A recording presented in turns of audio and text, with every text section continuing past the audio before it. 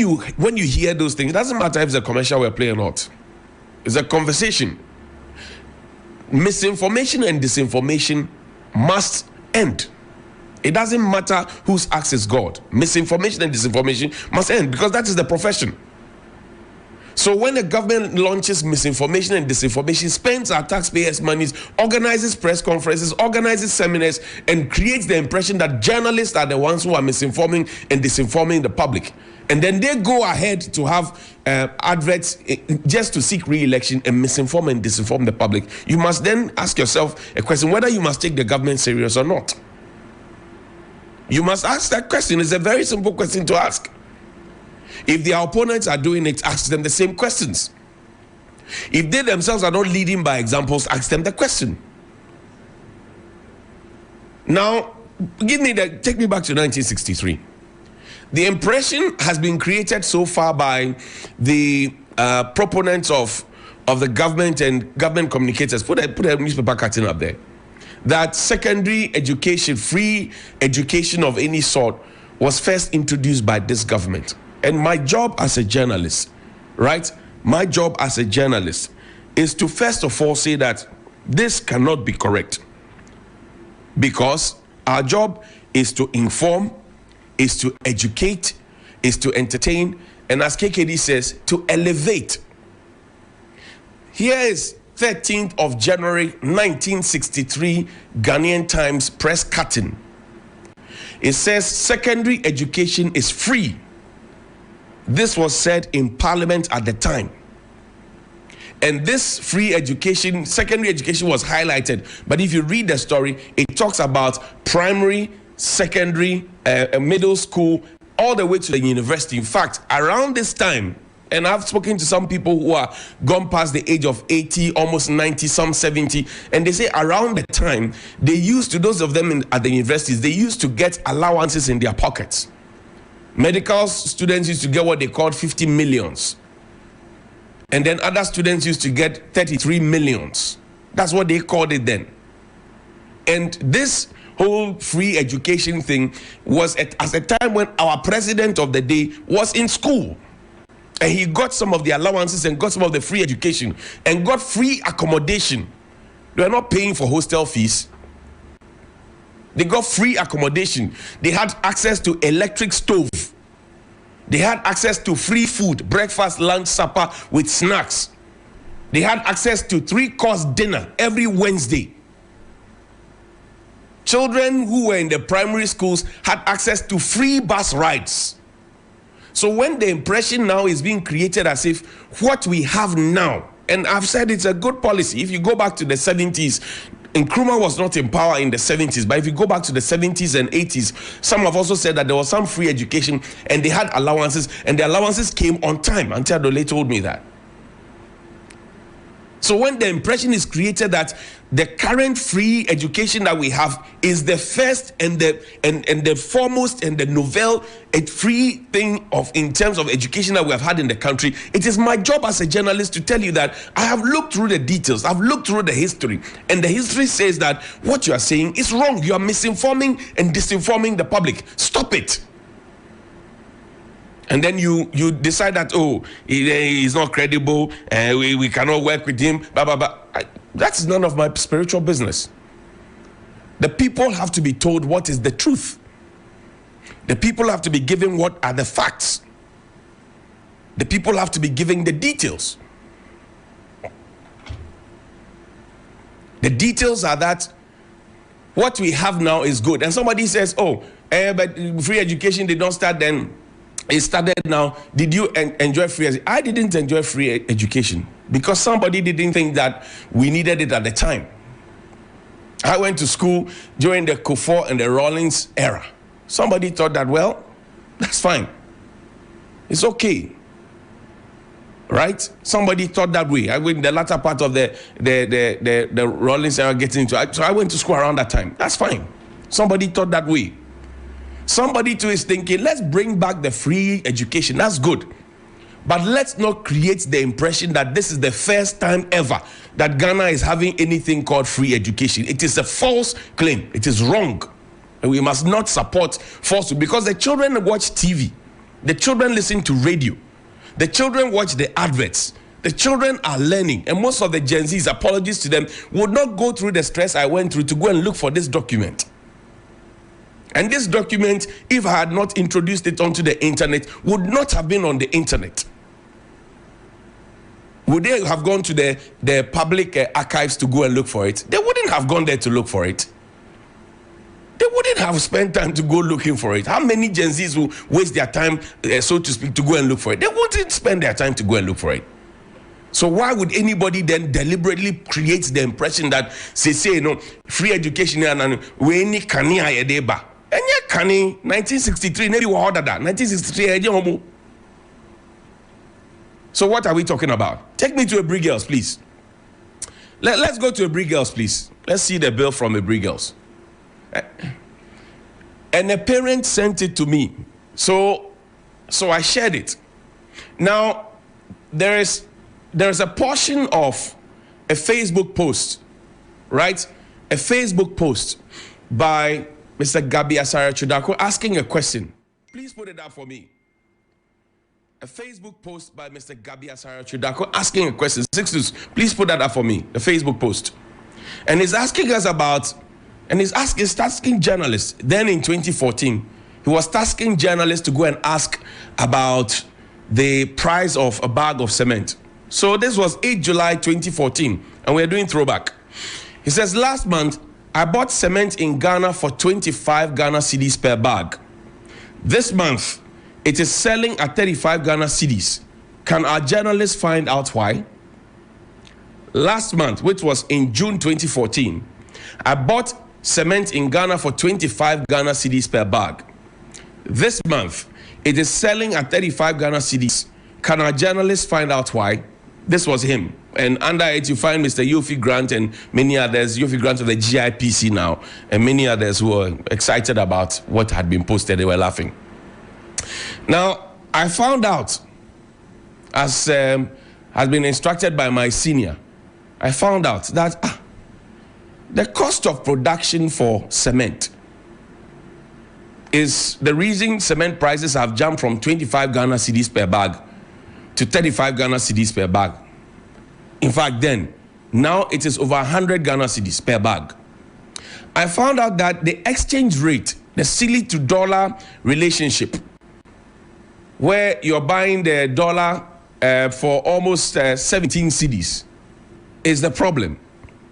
I found out that most of the ingredients or the materials that they use to produce the cement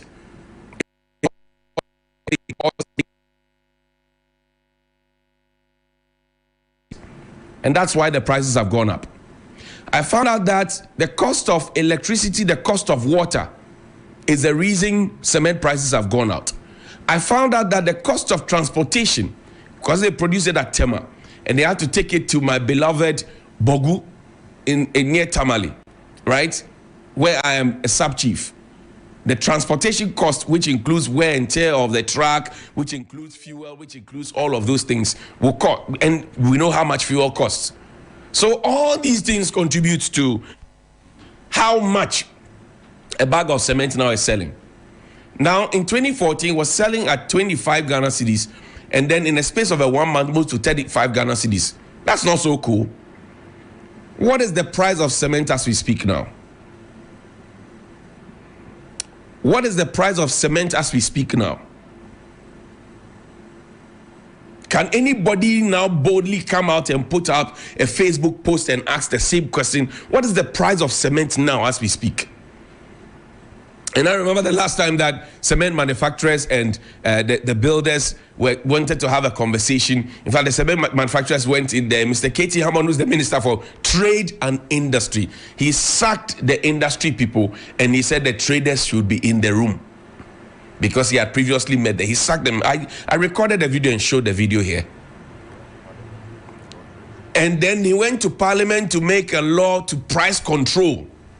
So you are not helping me by reducing taxes. You are not helping me by making sure that the exchange rate is good. You are not helping me by reducing water tariffs. You are not helping me by reducing electricity tariffs. You are not helping me by creating a enabling environment. Then you actually go to Parliament in spite of all my challenges, and you say they should actually put a cap on how much I should sell because you want to look good in the eyes of the people of Ghana. What do you think you are doing to my business? Beyond giving me a haircut that I didn't ask for. What do you think you are doing to my business? So, Mr. Gabriel Tridako, I found out, and these are the answers that I found out, how and why cement prices have gone up. So please, can you tell your uncle to do something small about it? Please tell your uncle to do something now that you know, because you didn't know then. Now that you know the answers, can you tell your uncle to do something small about it? Chairman, take me back to Abri Girls. A parent shared this with me, and I'll share it with you. And I'm not sure it is just related to Abri Girls. Apologies to Abri Girls, because I know that there are a lot of calls will go to the headmaster and headmistress. Headmistress this morning. Hey, why did you? It's not the headmistress. This is the general secretary of the PA who signed this one.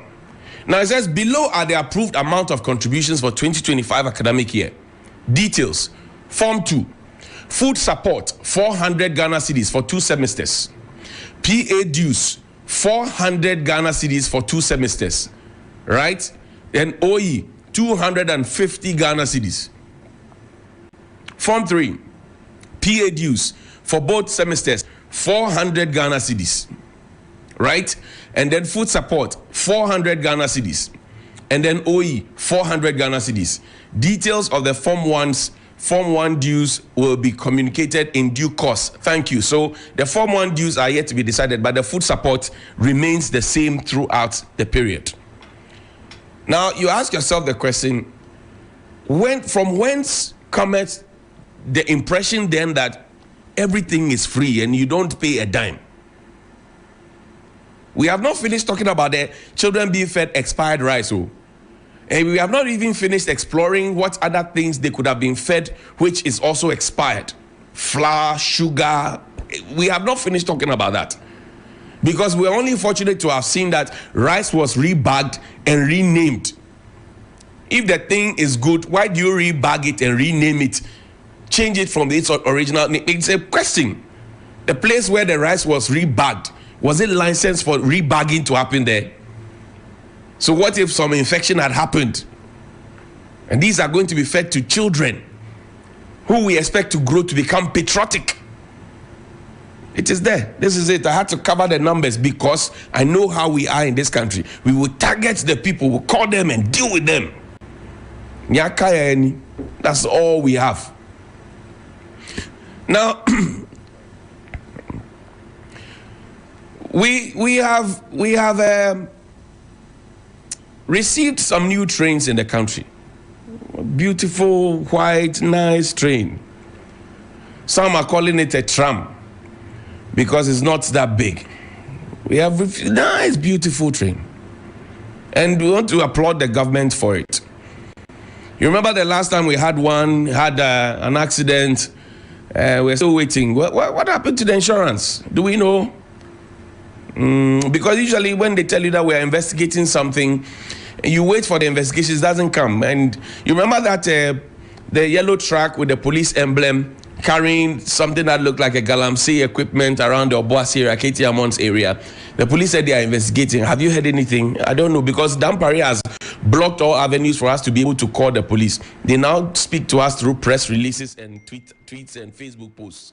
So now you don't know which PRO to call. But this morning, PROs will dress up, they will go to work, and you ask what are they going to do. But when the month ends, they will take their salaries.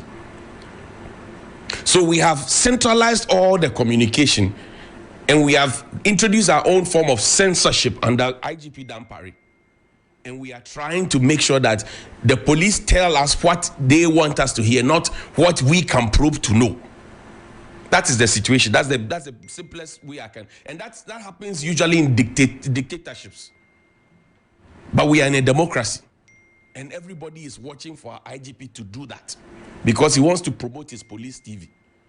Now you want to ask yourself a question: which portion of the act, the police act, gives him the authority to set up a TV station and a radio station?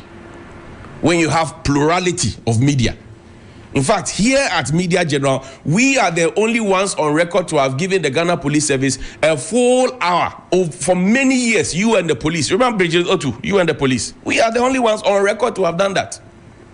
So we have a good relationship with the police. How we have been suddenly shut out, it baffles my mind. But I digress. This is what we have, right? And we are all supposed to applaud this with the electric buses, etc. There's a one that we had before, the Ghana, the one with the, we have locked it up. It's in the bush somewhere. This thing as it is now, it's not sportable. We have grounded it since 2017. These trains that you see, they are not sportable. The trains you see, these ones, the ones that Professor Mills brought, that John Mahama brought some, they are not sportable. You can see, they are nice. We have grounded them since 2017. We are not using them, but we are importing new ones, pretty much like what we have done to our Lolo buses. We have grounded them. We are bringing in electric buses. So I ask myself, if we add the new one to this one and we run all of it, what would happen? Would we die as a country? Because we travel. This one is actually very, very long. It's longer than what we brought in. But we have grounded this since 2017. And the argument is that they don't have fuel. And I ask myself, how much is fuel? Whatever we used to buy the new one, couldn't we have used it to buy fuel for this one?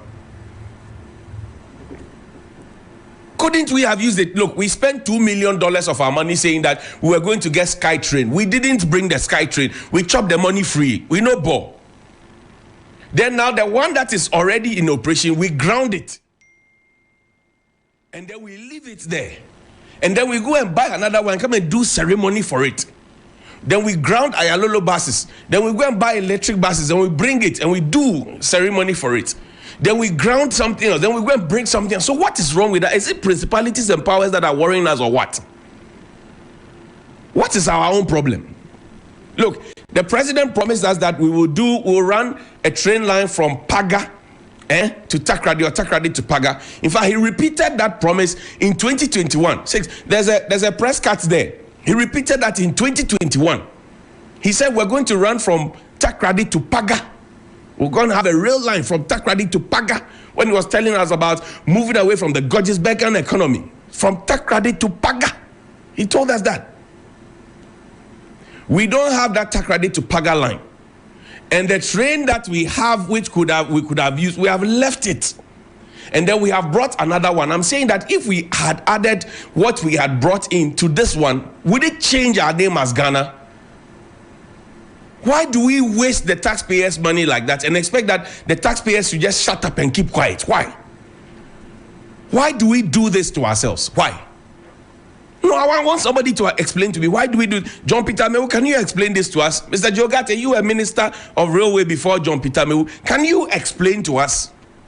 Can anybody explain why this train is not on the rail and it's not moving and it's not serving its purpose, it's being grounded? Why? Can anybody explain for a brief moment, just 2 minutes? Can anybody try and explain? Asiedun Ketia is being criticized, and rightly so. Criticize him. He said he won't sign the peace pact. Play the video. We are wrapping up with that. Asiedun Ketia's video. He said he won't sign the peace pact until they get justice. Play the video. Let's see.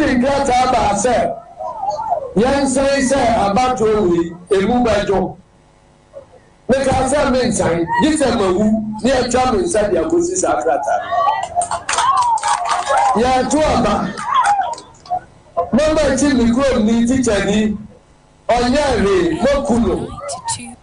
Bezinga Abanga Hohi is on 90. Nancy Minkwasa Class about to Ayaba Betolo. Emubajo, Mesa is Akratano.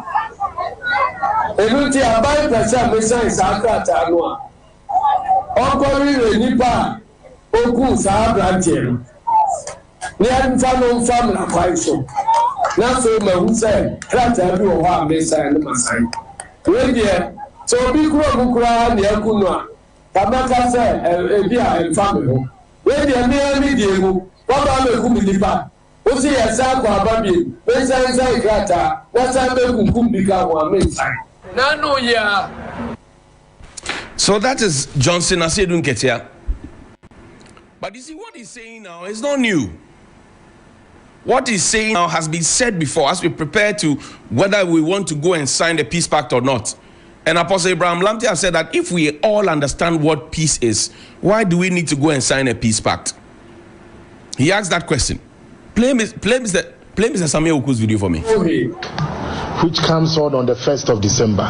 There are many calls of people whose names, whether deliberately or not, have been omitted across the 10 regions. And it's beginning to up the tension in the system.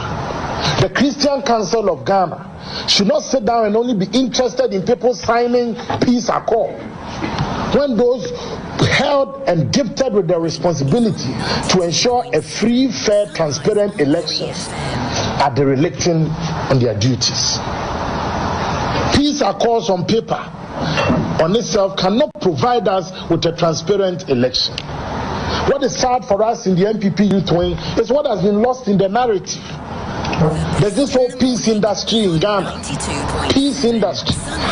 But nobody is talking about the fairness, the transparency. It's not enough for the electoral commissioner to go to church and say she's praying, God gives us a leader.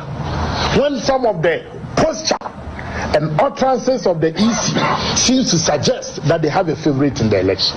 When the electoral commissioner can say that when the elections is becoming too close, I'll call for recount. My goodness, you are a referee, you are not a player. And sometimes the electoral commission behaves like a team protesting against an unqualified player. When you are supposed to be the referee in the game. It's when I'm contesting my brother here and I am aggrieved with the result, and I'll call for a recount. These things cannot pass without the Peace Council, the Christian Council, our Muslim Council and Mission to not commenting on it. Elections is not an event, it's a process. From the process 1 to the process 2 to the process 3 to the process 4, all of it must engender confidence. So that was Mr. Samuel Oku, then youth organizer of the MPP. You heard Justice Asedun Ketia. I think there's something in the black and white smoke. When you wear it, you start saying certain things that you have to say. You know? So I've given you two perspectives. You be the judge. What is being said now, what was said then, and the people who are now attacking who said something now, what they supported back in the day. But I'll wrap up with this final video.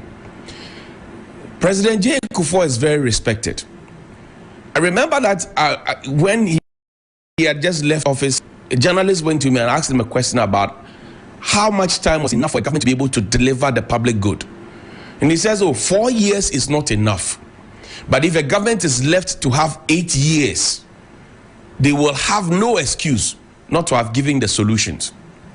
The man that he supports now, that he said we should all vote for Dr. Bawumia, who is proposing bold solutions, has had 8 years. And he spoke about a regime. He didn't talk about the president or vice president. He spoke about the regime. A regime encapsulates president, vice, and all the appointees of the government. That's a regime, right? So you can say that John Mahama was vice president to President Mills. And then when President Mills suddenly died after the 3.5, maybe 4 years, he also became president with the late Emisa Arthur. So that 8 years, those 8 years it was a regime. And then Nanado with Dr. Bawumia as vice president have also had 8 years as a regime. Listen to him now. And I'm just trying to let you know what was said then and what is being said now. That's all. When this video finishes, you can call me on 055-924-2717 and 055-691-0154. Play the video, please. That as just political talk. 8 years should be long enough for anybody with solutions to show. The current regime has been in power 8 years almost. So if we are not having the solutions, we shouldn't accept shifting of blame onto earlier regimes.